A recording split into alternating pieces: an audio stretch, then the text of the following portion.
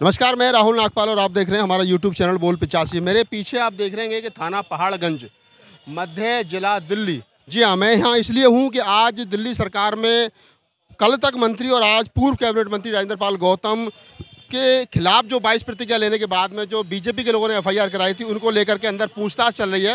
राजेंद्र पाल गौतम अंदर हैं और अंदर उनसे पूछताछ चल रही है। हम जैसे वो बाहर निकल करके आएंगे उनसे पूछेंगे कि आखिर उनसे अंदर क्या पूछताछ की। 2 बजे का टाइम निर्धारित किया गया था, 2 बजे उनको अंदर बुलाया गया, तब से लेकर के वो अंदर हैं। किस प्रकार का उनसे पूछताछ की गई है, किन बातों को लेकर के उनको घेरने की कोशिश जो है वो पुलिस प्रशासन और बीजेपी के दबाव में सारा तमाशा जो है वो हो रहा है, करने की कोशिश की जा रही है। तो मंत्री जी बाहर आएंगे, उनसे बातचीत करेंगे, लेकिन उससे पहले यहाँ कुछ लोग हैं जो पहले दिन से इस 22 प्रतिज्ञा वाले विवाद को कवर कर रहे हैं। हमारे बीच में बहुत सारे सीनियर साथी हैं। वैभव कुमार जी हैं। वैभव कुमार जी, जो पूरा मामला है जो आप 22 प्रतिज्ञा वाला देख रहे हैं, जिस प्रकार से ये हाइट पकड़ा है, कैसा देखते हैं?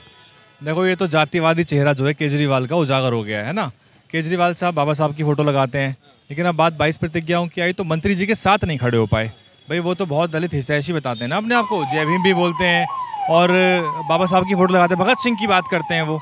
लेकिन अब समय था अपने मंत्री के साथ खड़े रहते। भाई सिसोदिया जी जो हैं वो भी तो आरोप झेल रहे हैं ना, चार्जशीट झेल रहे हैं सीबीआई की, उनका तो इस्तीफा नहीं लिया, सत्येंद्र जैन का नहीं लिया।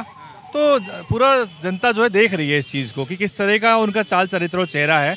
बाकी क्योंकि वो हिंदू धर्म की जो एक तरह से राजनीति करना चाह रहे हैं, बीजेपी से कंपटीशन है उनका, तो वो एक्सपोज हो गए काफ़ी हद तक। लेकिन वोट उनको मिलेंगे, कोई सोच रहा हो वोट ना मिले, वोट मिलेंगे उनको। अभी भी वोट मिलेगा दलितों का? क्यों, मतलब ऐसा क्या कारण, मतलब बताइए। मैं बताता हूँ, अगर कोई ये सोच रहा है कि इस घटनाक्रम के बाद उनको वोट नहीं मिलेगा तो ये गलत है। पहले भी लोगों ने झाड़ू के, पूरे वाल्मीकि समाज ने झाड़ू के नाम पे वोट दिया, उनके साथ विश्वासघात हुआ है ना, उनके मुद्दों में साथ नहीं खड़े हुए। आंगनवाड़ी जो कर्मचारी हैं वो पक्का होने की लड़ाई लड़ रहे हैं, है ना, उनकी सुनने वाला नहीं है कोई, उन पे उल्टा कार्रवाई हो रही है, एफआईआर हो रही है, हर जगह कॉन्ट्रैक्ट बढ़ती हैं, ये सारी दिक्कत है। और वोट इसलिए मिलेगा कि वो जो राजनीति है वो दलित समाज की राजनीति कर ही नहीं रहे। वो तो बिजली पानी फ्री दे रहे हैं और आपको बेनिफिट दे रहे हैं, और दलित समाज में भी गरीब लोग हैं और वो उस बेनिफिट के लिए वोट कर रहे हैं। अच्छा, मतलब जो एक राइट्स हैं या हमारी जो मांगे हैं या जो हमारा मान सम्मान है, जो बाबा साहब डॉक्टर अम्बेडकर का आंदोलन है, फूले अम्बेडकर आंदोलन है, उसका इससे कोई लेना देना नहीं। कितने लोग आ गए आप बताओ ना। दिल्ली में एक मंत्री जो है उसका इस्तीफा चला गया। चलो पार्टी लाइन छोड़ देते हैं, आप कौन सी पार्टी को मानने वाले। 22 प्रतिज्ञाओं का मुद्दा था ना, तो 22 प्रतिज्ञाओं को सब मानते होंगे जो बाबा साहब की बात करते हैं। कितना लोग निकल के आया। मंत्री जी के घर पे मैं कल बाइट लेने गया था, 4-5 लोग बैठे हुए थे। अगर ऐसा ही समाज आहत हो गया होता तो वहाँ पे 10-20 हज़ार लोग खड़े होते ना मंत्री जी के साथ। वैसे तो हुआ नहीं। तो आप समझ जाओ कि अगले चुनाव में केजरीवाल कुछ नहीं फर्क पड़ने वाला, और इसलिए चिंता नहीं है। मंत्री जी की जगह अगली बार वो सीमापुरी से किसी को भी टिकट दे देगा, उसे पता है मैं जिता के लिए आऊँगा। वोट वो झाड़ू पे लेता है वो।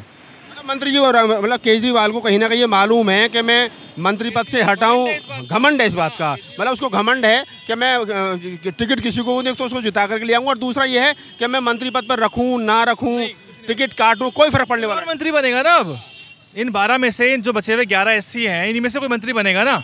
तो ये जनता जो मंत्री जी के आसपास घूमती थी अब उसके पास जाएगी। लेकिन आम आदमी पार्टी के लोग तो कह रहे हैं कि हमने तो इस्तीफा मांगा ही नहीं, मंत्री जी अपने आप इस्तीफा देके चले। कौन कह रहा है ये? मैं सारे लोग दबी जबान में, सुनिए, दबी जबान में कह रहे होंगे, ये तो उनका फेस सेविंग है। इस्तीफा तो लिया जाता है, दिया नहीं जाता इस्तीफा कभी भी। और इस्तीफा कोई दे भी देता है गुस्से में ना, तो अस्वीकार कर दिया जाता है। तो ना तो ये अस्वीकार होगा, बल्कि ये मांगा गया है। ये मांगा गया है।